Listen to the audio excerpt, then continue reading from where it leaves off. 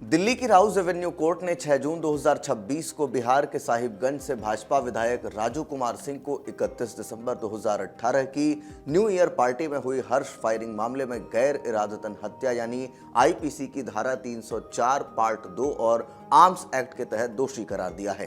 Court ने उन्हें तत्काल हिरासत में लेने का आदेश दिया है, जबकि सजा पर सुनवाई 9 जून को होनी है। ऐसे में बड़ा सवाल यह है कि क्या राजू कुमार सिंह की विधायकी चली जाएगी, क्या उन्हें जेल की सजा होगी और आखिर वह कौन सी रात थी जिसने एक महिला की जान ले ली और एक विधायक का राजनीतिक भविष्य दांव पर लगा दिया। आइए जानते हैं इन तमाम विषय को सिलसिलेवार तरीके से। नमस्कार, मैं ब्रह्मचारी आशीष और आप देख रहे हैं अमर उजाला।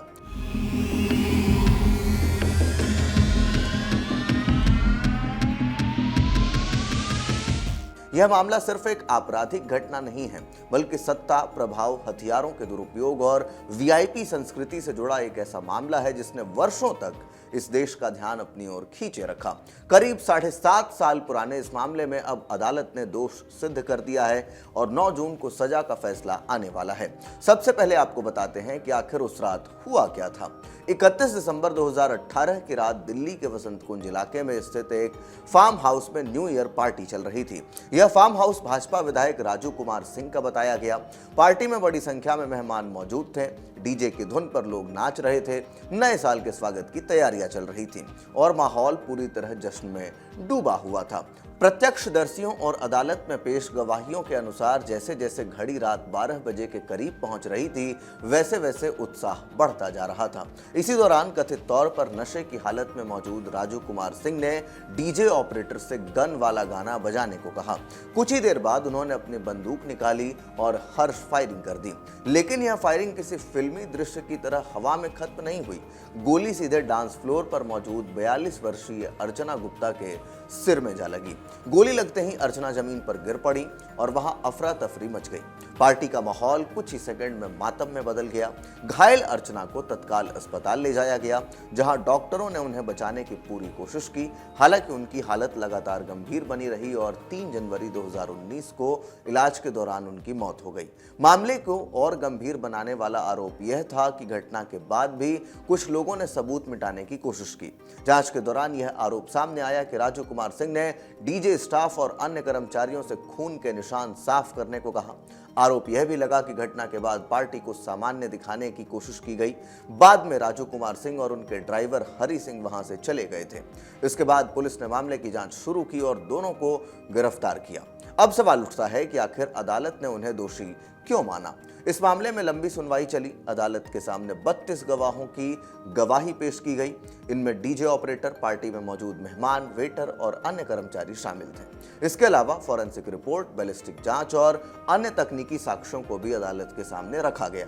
इन सभी सबूतों और गवाहियों के आधार पर राउज एवेन्यू कोर्ट इस निष्कर्ष पर पहुंची कि गोली राजू कुमार सिंह की ओर से चलाई गई थी और उनके कृत्य के कारण अर्चना गुप्ता की मौत हुई। अदालत ने उन्हें भारतीय दंड संहिता की धारा 304 पार्ट 2 यानी गैर इरादतन हत्या तथा आर्म्स एक्ट के तहत दोषी ठहराया।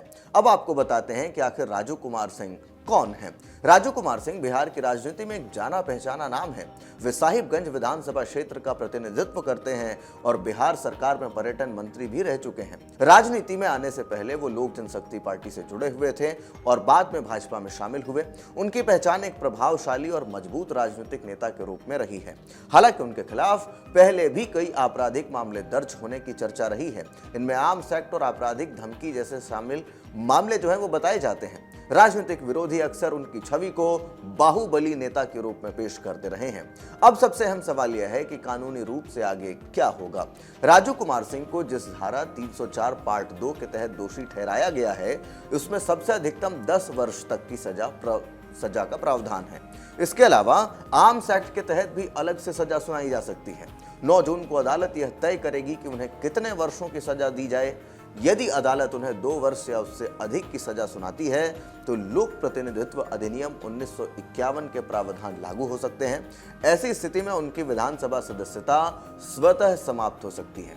हालांकि सजा सुनाए जाने के बाद उनके पास उच्च न्यायालय में अपील करने का अधिकार होगा। लेकिन कानूनी विशेषज्ञों का मानना है कि दोष सिद्धि के बाद राजनीतिक नुकसान की संभावना काफी बढ़ जाती है। इस संदर्भ में बिहार की राजनीति में पहले भी ऐसे उदाहरण सामने आ चुके हैं। जैसे कि मोकामा में पूर्व विधायक अनंत सिंह को सजा मिलने के बाद उनकी विधानसभा सदस्यता समाप्त कर दी गई थी। ऐसे में राजू कुमार सिंह का मामला भी राजनीतिक रूप से काफी महत्वपूर्ण माना जा रहा है। इस फैसले के राजनीतिक प्रभाव भी दूरगामी हो सकते हैं। भाजपा और एनडीए के लिए यह मामला असहज स्थिति पैदा कर सकता है, क्योंकि अभी तक पार्टी की ओर से कोई विस्तृत आधिकारिक प्रतिक्रिया सामने नहीं आई है। लेकिन राजनीतिक गलियारों में चर्चा है कि सजा के बाद पार्टी राजू कुमार सिंह से दूरी बना सकती है।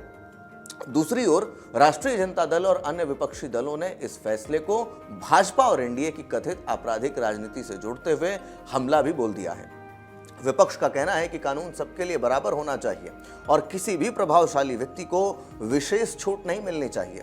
यदि राजू कुमार सिंह की सदस्यता समाप्त होती है तो साहिबगंज विधानसभा क्षेत्र में राजनीतिक समीकरण बदल सकते हैं। भाजपा को नया चेहरा तलाशना पड़ सकता है और विपक्ष इस मुद्दे को चुनावी हथियार बनाने की कोशिश करेगा। यह पूरा मामला एक और महत्वपूर्ण सवाल उठाता है और वह है हर्ष फायरिंग की खतरनाक परंपरा का।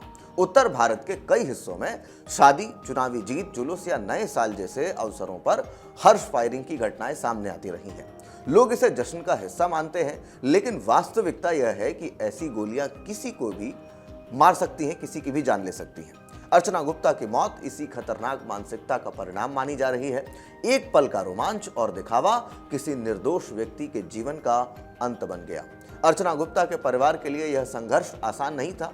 वर्षों तक अदालतों के चक्कर, कानूनी लड़ाई और न्याय की प्रतीक्षा के बाद अब उन्हें उम्मीद है कि उनकी बेटी को शायद न्याय मिले। दूसरी ओर राजू कुमार सिंह और उनके परिवार पर भी राजनीतिक और सामाजिक दबाव बढ़ गया है। अब पूरे मामले पर सबकी निगाहें हैं। 9 जून को सुनवाई जो होनी है उसके ऊपर सबकी नजरें अब टिकी हुई हैं।